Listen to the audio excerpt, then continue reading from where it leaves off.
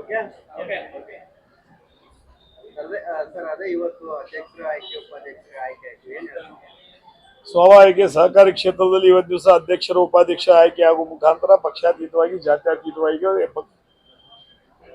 ಜಿಲ್ಲೆಯ ಎಲ್ಲ ಹಿರಿಯರು ಮತ್ತು ಎಲ್ಲ ಶಾಸಕರು ಮಾರ್ಗದರ್ಶಕರನ್ನ ಜೊತೆಗೆ ಚರ್ಚೆ ಮಾಡೋದ್ರ ಮುಖಾಂತರ ಅಧ್ಯಕ್ಷರು ಉಪಾಧ್ಯಕ್ಷರು ಆಯ್ಕೆಯಾಗಿದೆ. ಇವತ್ತು ಯಾರು ಚುನಾವಣೆ ಗೆದ್ದಿಲ್ಲ, ಯಾರು ಸೋತಿಲ್ಲ. ಸಹಕಾರಿ ಕ್ಷೇತ್ರ ಇವತ್ತು ಗೆದ್ದಿದೆ ಅನ್ನೋ ಮಾತನ್ನು ಹೇಳಲಿಕ್ಕೆ ಇಚ್ಛೆ ಒಂಟಿ ಆದ್ರ ಅಂತ ಯಾರು ಇಷ್ಟು ವರ್ಷ ಅಥವಾ ರಾಜಕೀಯವಾಗಿ ಡಿಸಿಷನ್ ಬಿದ್ದಲಿತ್ತು.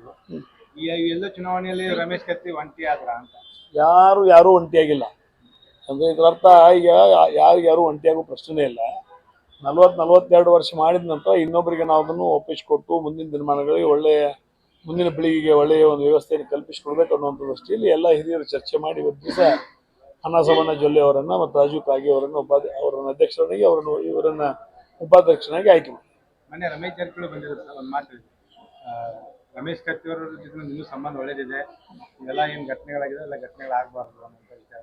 ಚುನಾವಣೆ ಸಂದರ್ಭದಂಥ ಘಟನೆಗಳೇನಿರಲ್ಲ, ಮಾತಿನ ಸಮರಗಳೇನಿದೆ ಅವೆಲ್ಲ ಆಗಬಾರ್ದು. ಅದು ಆಗೋ ಸಂದರ್ಭದಾಗ ಹೊರಗಿರೋದು ಮತ್ತು ಅದೆಲ್ಲ ಮುಗಿದ್ಮೇಲೆ ಬಂದು ಹೇಳೋದು, ಮತ್ತು ಇದನ್ನು ಬಿಟ್ಟು ಮತ್ತೇನು ಮಾಡ್ತಾನೆ ನಾವು. ನಿಮ್ಮ ಜೊತೆ ಮಾತಾಡಿದ್ರು ಸರ್? ಮಾತಾಡಿದ್ರು. ಬಟ್ ಮಾತುಕತೆಗೆ ಅದಕ್ಕೆ ರಾಜಕಾರಣದ ಕೊಡ್ಲಿಕ್ಕೆ ಕೊಡೋದು ತೊಗೊಂಡು ಮಾತುಕತೆಗೆ ಅದಕ್ಕೆ ಏನು ಸಂಬಂಧ ಇಲ್ಲ. ಭಾಳ ದಿವಸ ಅಂದರೆ 2 ತಿಂಗಳ ಹಿಂದೆ, ಈಗೇನು ಮಾತಾಡಿಲ್ಲ, 2 ತಿಂಗಳ ಹಿಂದೆ ಮಾತಾಡಿ. ಯಾಕಂದ್ರೆ ಲಾಸ್ಟ್ ಟೈಮ್ ತಮ್ಮ ಅಧ್ಯಕ್ಷ ಮಾಡುವಂಥ ಸಂದರ್ಭದಲ್ಲಿ ಸಂಖ್ಯಾಬಲ ಹೆಚ್ಚು ಕಡಿಮೆ ಇದ್ರು ರಮೇಶ್ ಕತ್ತಿನ ಆಗ್ಬೇಕಂತ ಹೇಳಿ ನಾನೇ ಹೇಳಿ ಅವ್ರು ಮಾಡೀನಿ ಅಂತ ಅವ್ರು ಹೇಳಿದ್ರು. ಸ್ವಾಭಾವಿಕ ಅದು ನಿಜವಾದ ಸಂಗತಿ ಆಗಿನ ಸಂದರ್ಭದಲ್ಲಿ.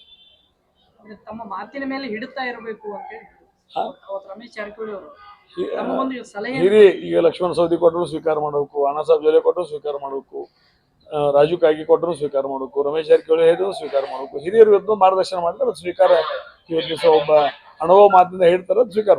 ನಾವು ಮಾತು ಹೇಳಿದ್ರಿ ಅಶ್ವಮೇಧಕ್ಕೆ ಏನಾದ್ರು ನಾವು ಕಟ್ಟಿ ಹಾಕ್ತೀವಿ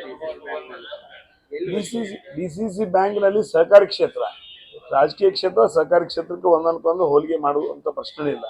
ಆ ರಾಜಕೀಯ ಕ್ಷೇತ್ರ ಬಂದಾಗ ಅದ್ರ ಬಗ್ಗೆ ನಾನು ಮಾತಾಡ್ತೀನಿ. ಓಕೆ.